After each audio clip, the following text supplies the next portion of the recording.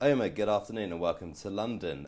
Congratulations on winning 2 awards with the International Finance magazine for the fastest growing investment bank and best private equity company in Egypt. And what sectors did you focus on in 2015? Thank you very much for having me. We're very honored on winning 2 awards this year. We have been quite busy in the Egyptian market. Actually, before this year, since 2011, we've been doing a number of investments, and on the private equity side, and on the investment banking side, we've been also quite heavily busy in a number of sell-side mandates and a number of debt-raising mandates for our clients. We've also been focusing on, whether in investment banking or private equity, we've been focusing on specific sectors like building material and the small and mid caps, where our strategic focus now has shifted into the small and mid caps. And that is on the F&B side, the manufacturing and industrial small and mid caps as well. We have recently also started a number of activities in continuation to FEP Capital track record on potentially listing some of the companies into the small and mid cap stock exchange in Egypt, which could potentially take place towards 2016. We've been quite actively busy on the IB side and the private equity side. Okay, and so what in particular will you be focusing on in 2016?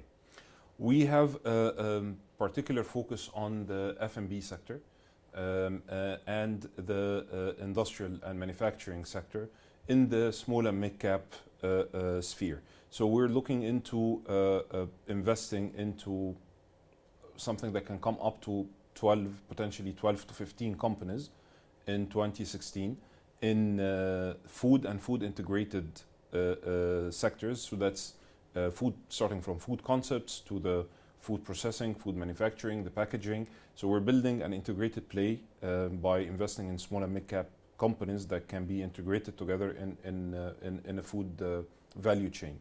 Similarly, we're also investing through a different vehicle into distressed manufacturing and industrial companies in Egypt. And there are so many of these.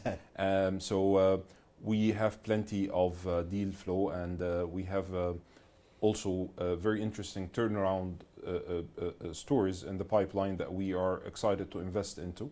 So we see us investing in 2016 in a number of these investment opportunities in the distressed manufacturing and industrial small and mid cap sector. So Omar, which sectors will deliver above average return on investment in the near term, say for the next 3 years to your clients?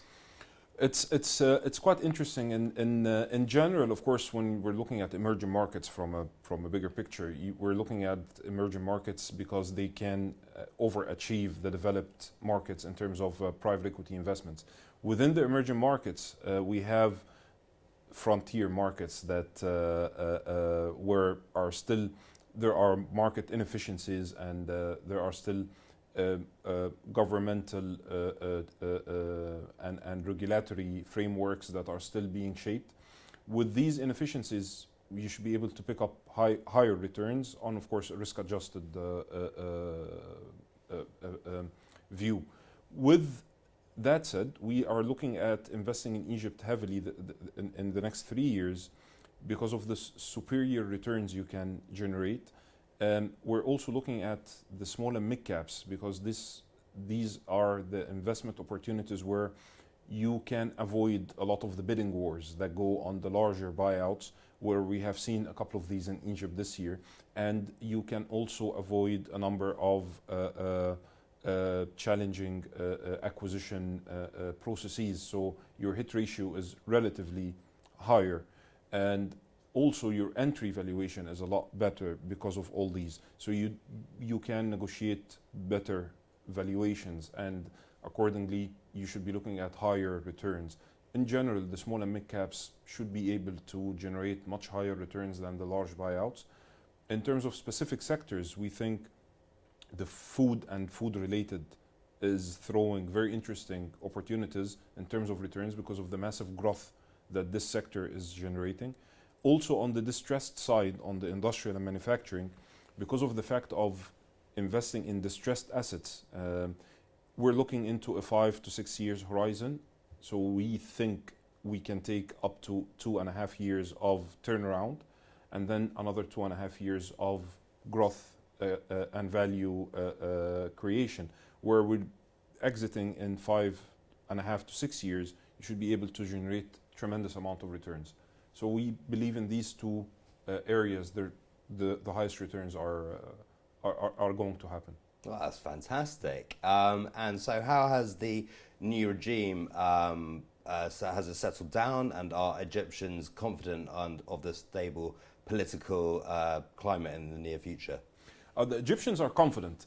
What probably we need to do more of is to get the rest of the world more confident into especially from an investment point of view, into investing in Egypt. We remain extremely confident as a company, as FEP Capital, on investing in Egypt, and we encourage and we keep encouraging our investors to invest more. We've been able to show returns and to show growth creation and value creation in the past 4 years, and they have been the toughest 4 years that you can experience as an investment manager, investing in Egypt with all the continuous changes. Now we're having more, I wouldn't say easy, but more relaxing and less stressful discussions in our investment committees and in our discussions with our investors, because it's more visible. You can see a lot of changes on the investment side. There are still a lot more work that we're asking the government to do, but they are doing it, and that's a good sign. What we need probably to do is to promote more of this confidence to external investors outside even of the region. Most of our investor base are from the GCC, and would like to broaden that in FEP Capital to try to attract more investors from this side of the world to come and invest in a country like Egypt in the specific sectors where we think there are good returns. And what impact will the poor response to the legislative elections have on the investment climate? We don't think there is a poor response given the statistics that came out. We're still monitoring the final statistics, but the initial count comes to 30% of contribution in the elections, which is not typically bad, and at the same time is not quite high, but I would say it's an average response to the elections. But in general, I think having a parliament in place is quite important, because then you can have an efficient government working within a parliament guidance and monitoring. So it completes your what we call the roadmap in Egypt that started with the presidential election, and then we have now the constitution, and then now we have the parliament in place. So we look into 2016 to start with a government that's being reviewed and monitored by the parliament. So we think in terms of coming up with things like the investment law, the new taxation on the VAT taxation. With the parliament discussion, that makes it more clear and makes it more robust, and when it's passed, you know that you now have something that you can plan for. So it's a good step forward, definitely, for the investment climate. It definitely sounds like that. So how can Egypt gain from the free trade zone that is in Africa? We are also keen on expanding into the African markets, and we were discussing this in the past few days extensively with some of our partners in private equity firms that are focusing on investing in Africa.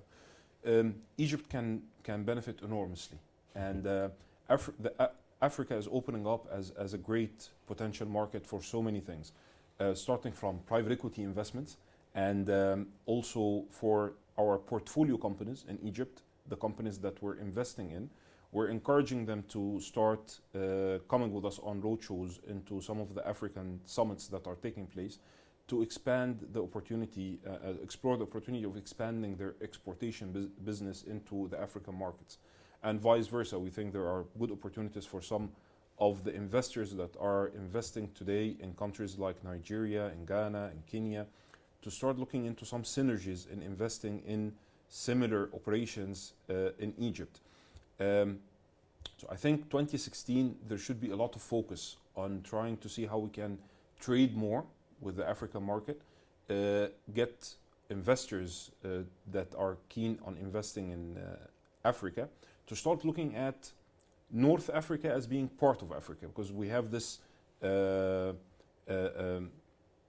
separation when people talk about North Africa being more of the MENA, which it is, but now we need to think of North Africa as an actually a natural piece of the expansion into the African markets and vice versa, where African markets can come into North Africa for growth opportunities and actually even more capital raising. Yep. We think it's important, and we're pushing for that from our side. And what can investors look forward to from the agreements?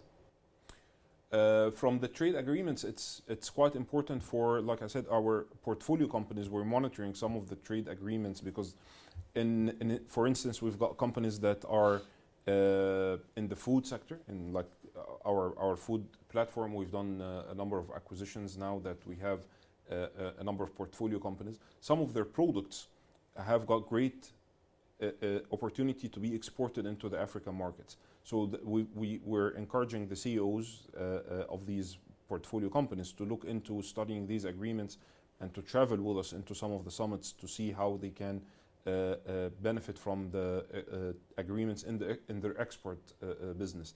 Likewise, we've got also some interesting opportunities where we can import some of the raw material and some of the feedstock that we need in some of our operations from some of the African markets. So it's mutual and win-win, and we just need to sit on the tables and firm the discussions and do more business-to-business agreements and move forward on it. Have you seen that the benefits from the FTZ have been, being started to show up in the investment environment, and in what ways? We have seen a number of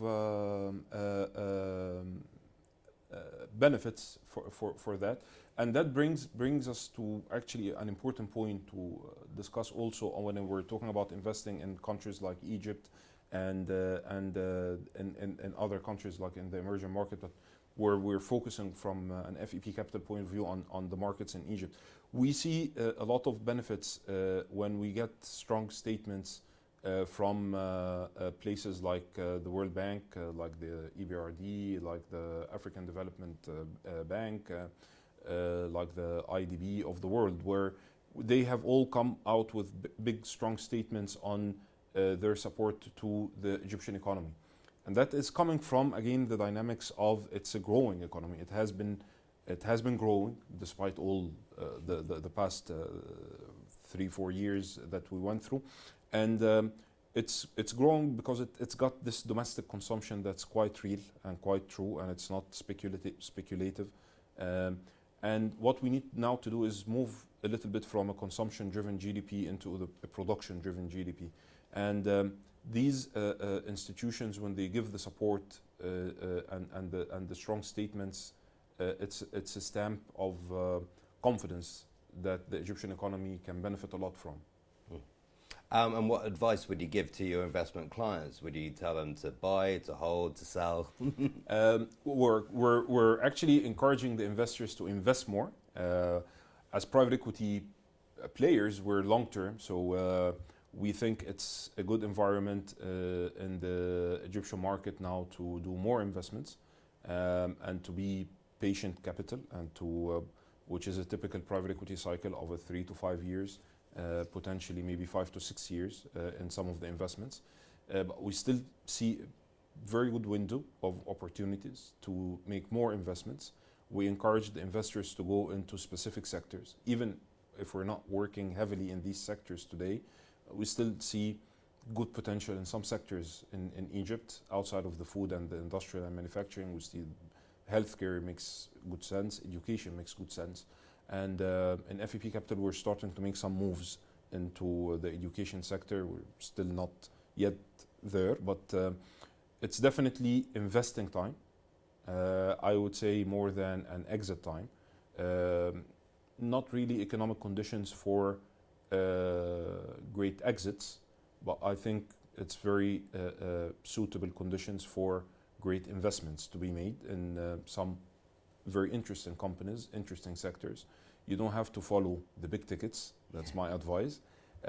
Actually, I would say try to diversify small big tickets and larger smaller tickets, if that makes sense. Absolutely, yeah. Because again, the big tickets are getting heavily overbidded, and in some situations you have the strategic investors, which are what we call the trade investors or the industry investors. They come and put very high valuations because of their own synergies, and they outbid the private equity players easily. Yeah. And we've seen that in a couple of deals in Egypt this year. So we encourage investors to go into the smaller radar where there's still price wars, and you can do great investment and potentially have great exits in a 3 to 5 year span. Fantastic. Well, Omar, that's highly insightful. Thank you so much for your time and coming to London. And on behalf of International Finance Magazine, congratulations again. Thank you very much. Thanks a lot. Thanks for having me. My pleasure. Thank you.